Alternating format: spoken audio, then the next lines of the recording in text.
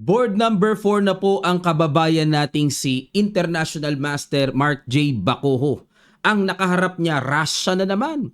FIDE Master, 16-year-old lang, Stanislav Bukreev, ang tumalo po kay National Master Vince Medina natin. Ito na ba ang pagkakataon na maibawi ng ating kababayan? O dadalawang sunodin na pabagsakin ang ating pambato ng Bukreev na to? Yan po ang ating pag-aaralan, pero bago yan, sagutan muna natin mga kamadyas ang puzzle na iniwan sa atin kahapon. Hatid sa atin ng Internet Chess Club. Ito po yon, it's white to play mga kamadyas. Congratulations po, maraming salamat sa mga nag-participate. Kainin lang Check. po yung knight at babawi yan.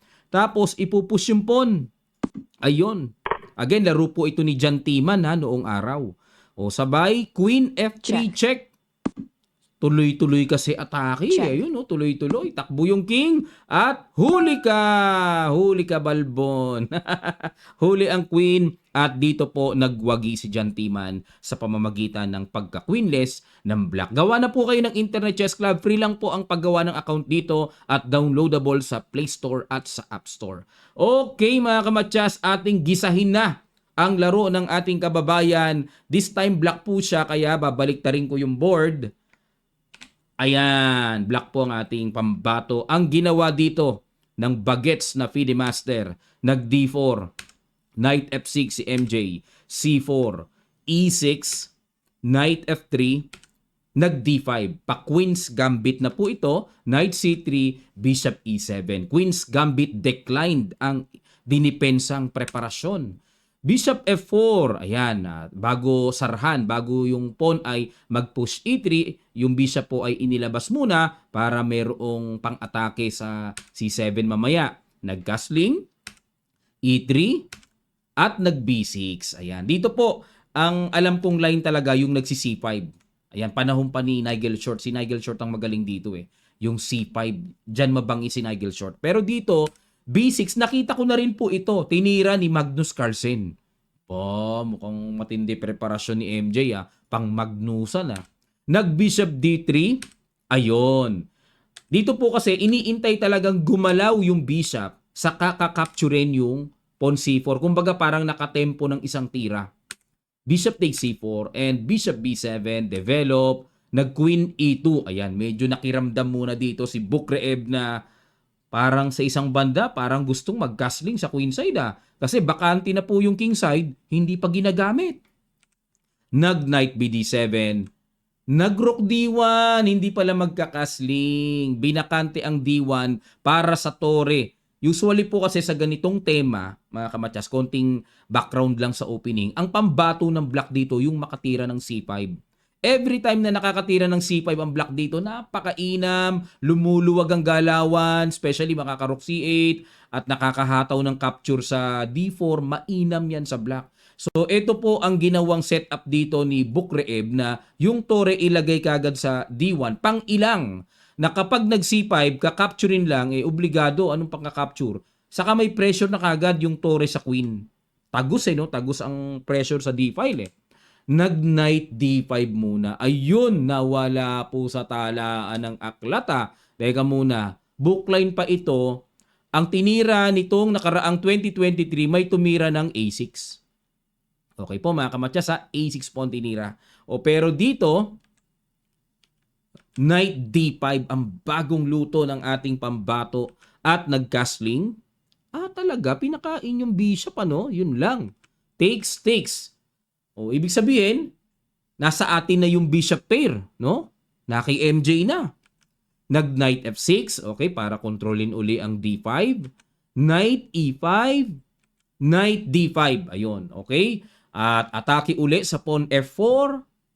Nag-G3, dinipensahan, pero yun nga lang, syempre, depensa, pero kahit papaano gumuguhit po ang mahinang light squares doon, no? Tingnan natin. Nag-Bishop D6. Bishop D6. Ano plano ng Bishop D6? Medyo dyan ako napaisip.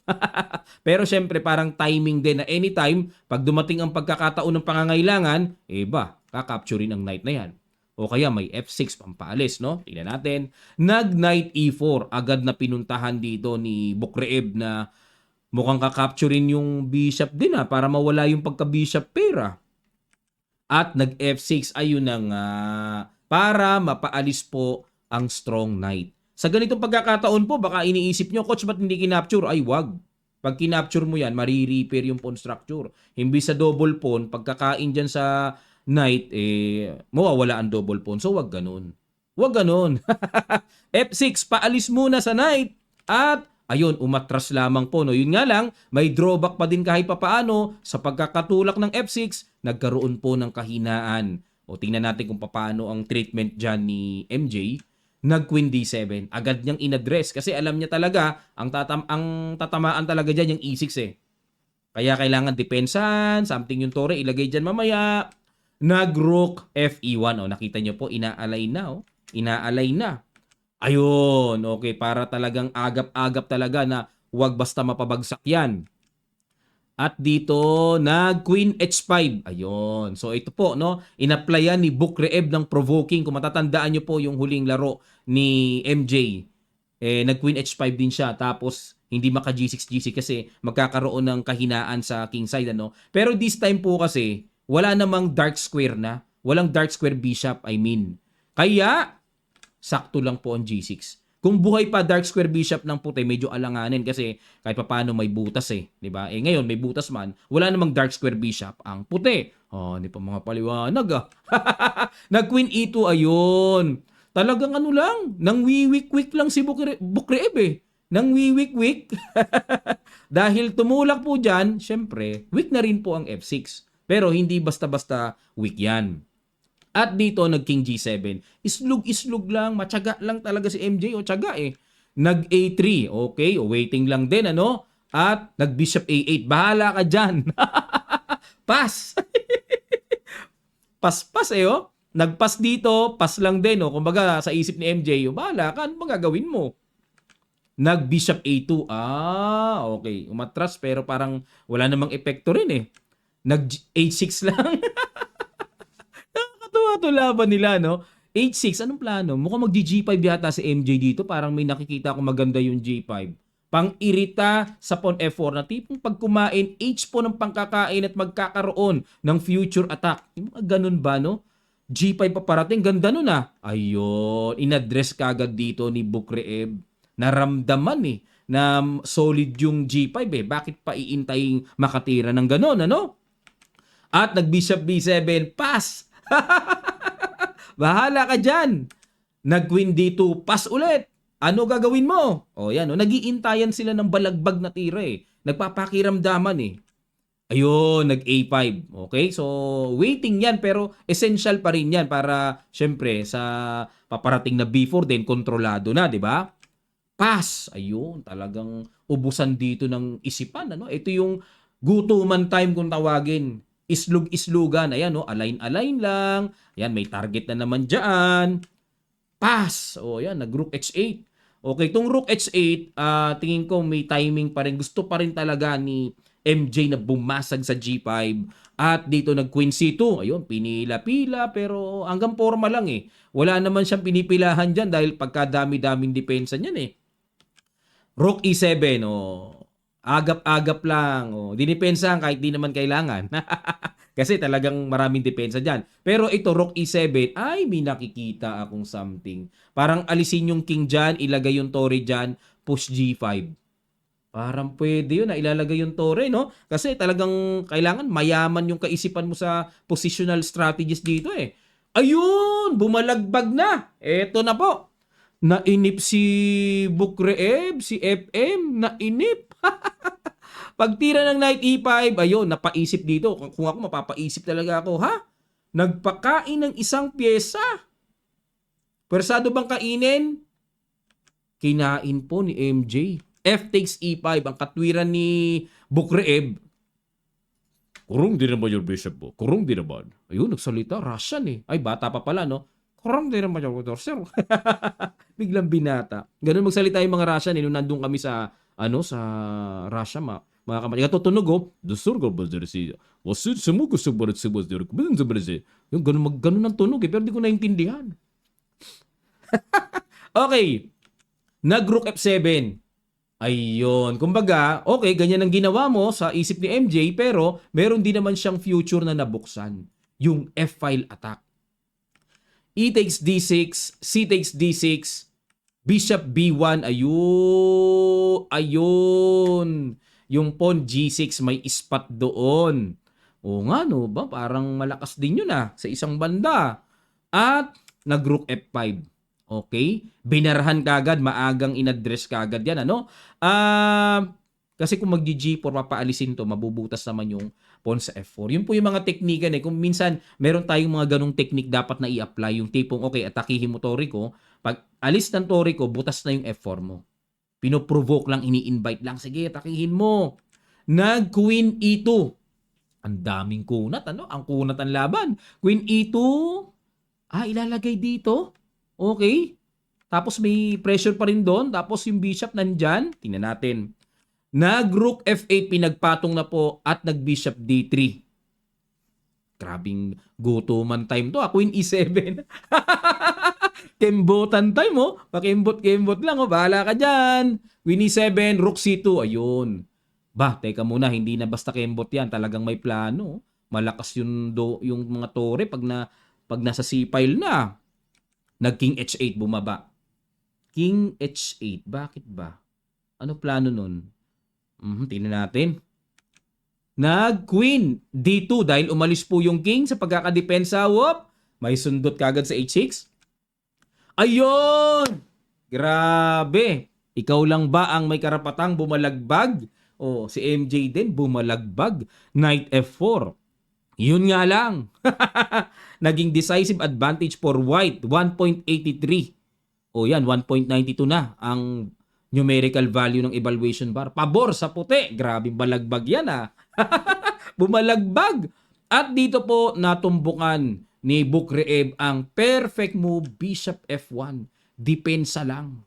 Ayan. Dito po sa makatuwid, kung papatulan na capturein po ang knight na yan, papatak.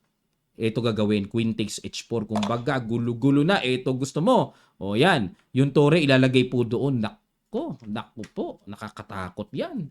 No? Nakakatakot. Kaya, ang evaluation bar equal, pero nakakatakot yan sa nerve ng puti. Siyempre, tao pa rin tayo, mga kamatsas, May nerve tayo. Nakakatakot. Imagine na kainin yan. Parang ang kapakanan ng king nakataya dyan. So, perfect po yung bishop F1. Relax lang.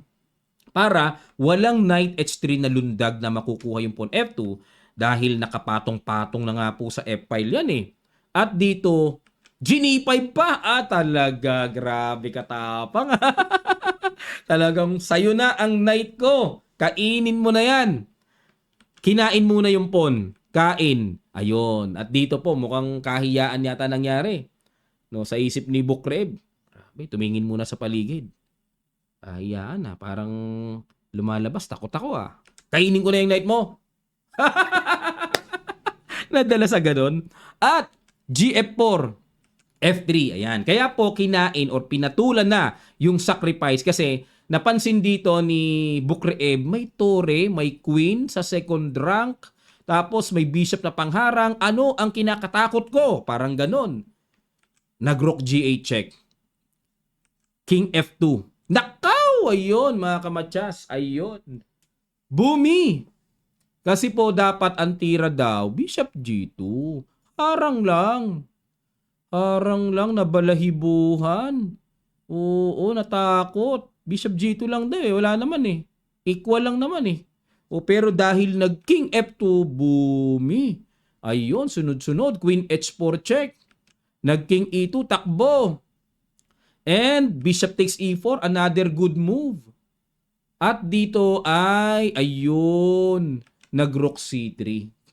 Hindi na po pinansin yung pagbawi. Bakit? Kasi kung kakapturin po ito, ang galing nung, grabe yun, malamig tal yung ginawa ni MJ May Queen H5 check daw. Kasi kung dito, naku mayayari, may Queen H2 check, Mamamatsyas. Di obligado, ilayo natin. Halimbawa, King D3 natin itakbo.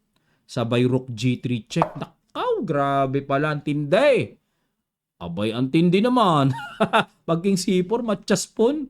Naku po, matchas pawn pa. Obligado, Pinasubo na lang yung queen. Wala na, talo na. Ito na lang po sinasuggest, queen e3.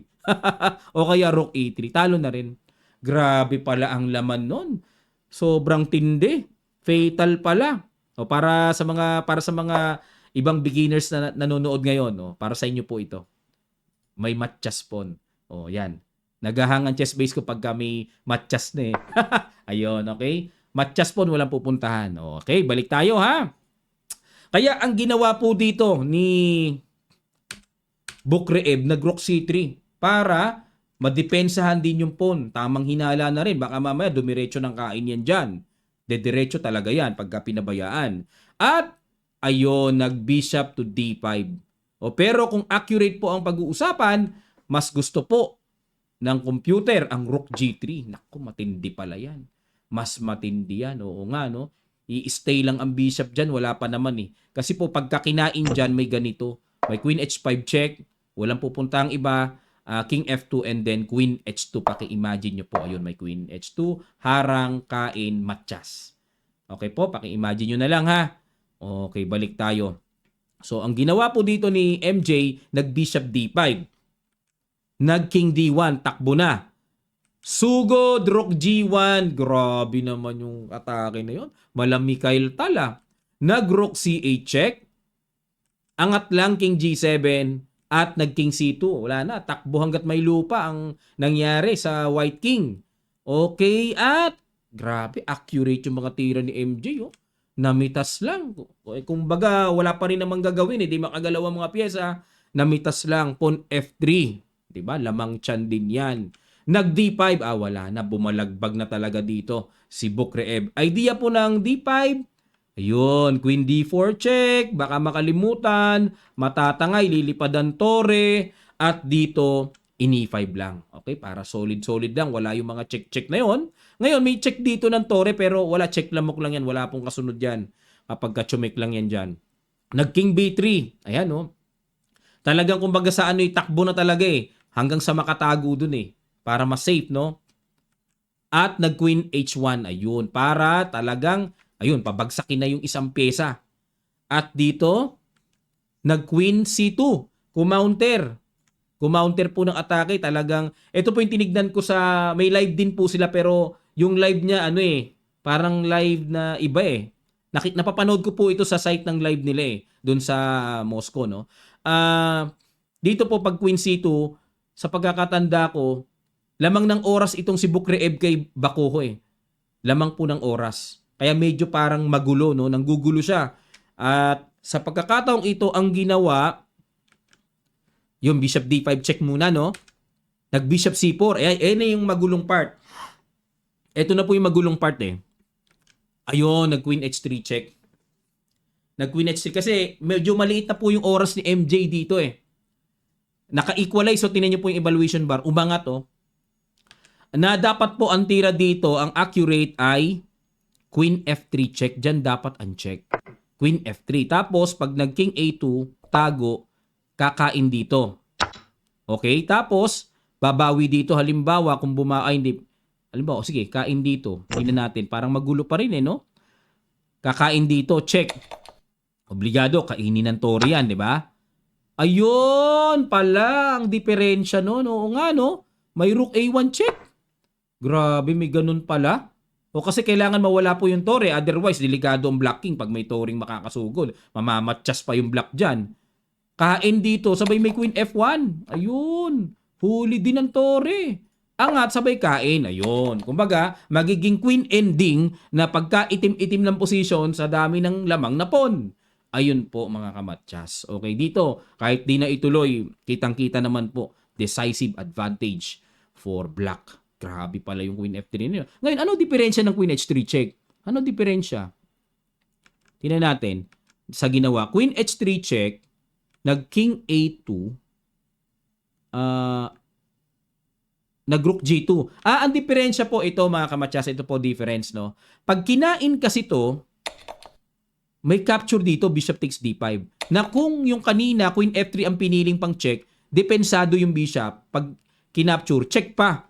May depensa yung bishop. Pero this time, pag kinain po kasi yung tore, may kain dyan, baliktad po, talo agad ang black.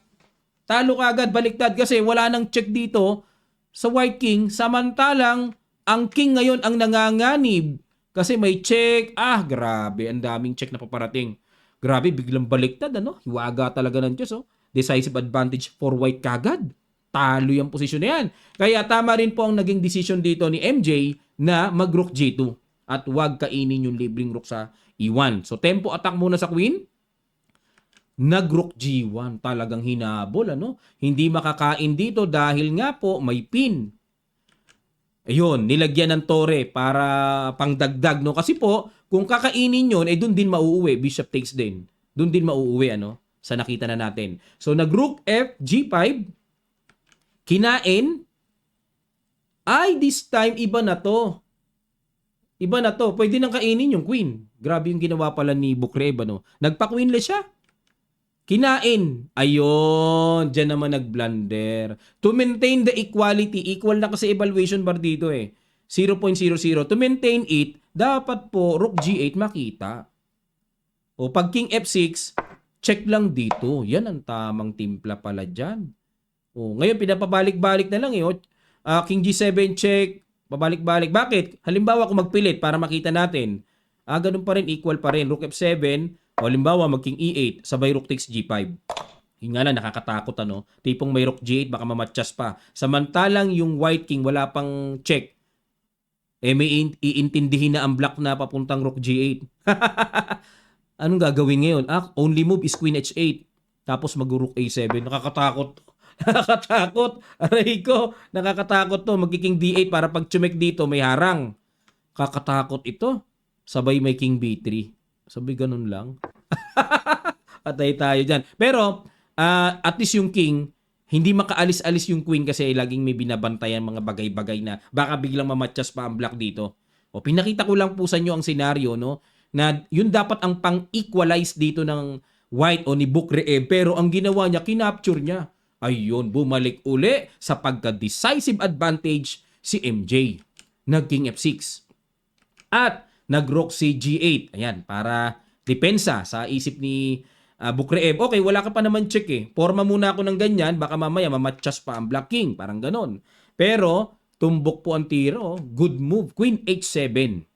Queen H7, ang ganda niya, no? To protect the mga check-check na paparating. At dito po ang ginawa ay nag-rook G1. Umatras muna. Dito po, meron kapansin-pansin na parang simple tactic, no? Pero tingnan natin kung effective. Halimbawa kung gumanon, ayan, yung tipong pagkakumain, kain, tipong may check doon, kuha din yun. Yung tore.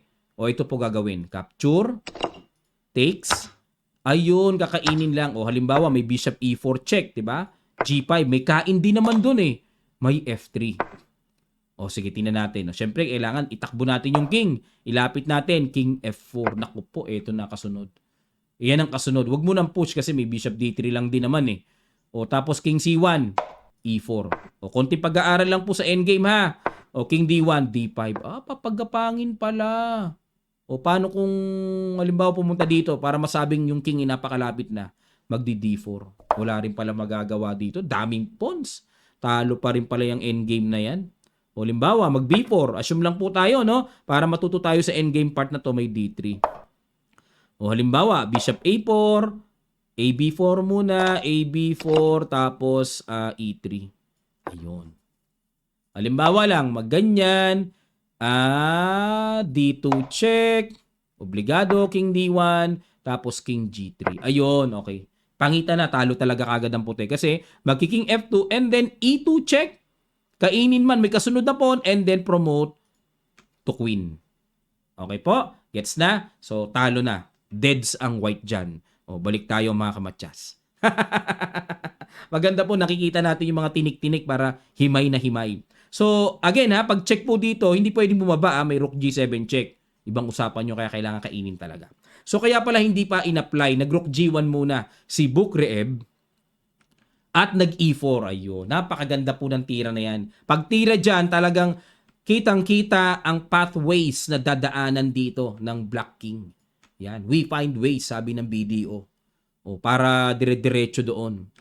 Rook G6 check, King E5. Rook 1 G5 check, King D4. O, diba? At least hindi nakahawla na parang alanganin yung king dyan. Nakawala na.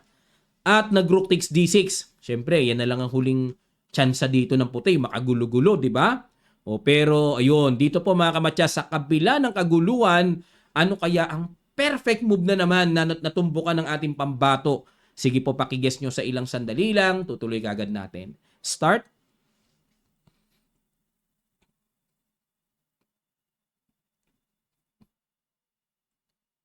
Maraming salamat po mga kamatyas. Tumbok 101, Queen C7, perfect move mga kamatyas. Napakaganda.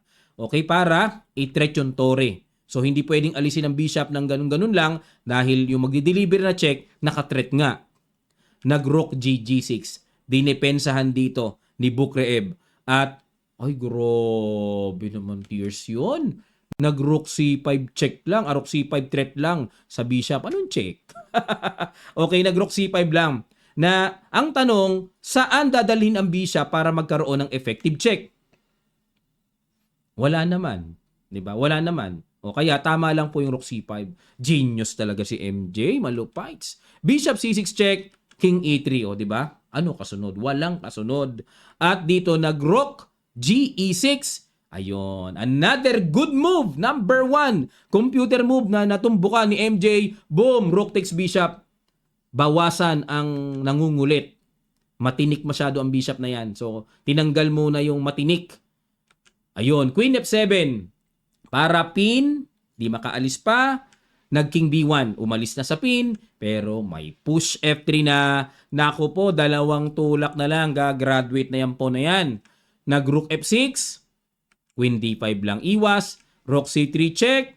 King F2 lang. Rook C2 check. At nag-King G3 lang. Takbo. Nag-Rook G6 check. King F4 lang. Ba, umiikot ah. Rook F6 check. King G5. O di wala nang check. Okay, wala nang check. Iwas muna. At nag-push E3. O, wala pa rin check kasi wala namang Rook G8 check eh. Paano ngayon ang paparating na yan? Naku po. Nag-Rook C7, hoping, gulo-gulo check. Ito lang. Wala eh, bitin yan check na yan. Check. Isang ganun lang eh, walang kasunod eh. Naku, magpo-promote na. Rook G1, ay, elementary na to. Elementary ba? Queen E1 at dito po naparesign na si FIDE Master Bukreev. Mabuhay ang Pilipinas!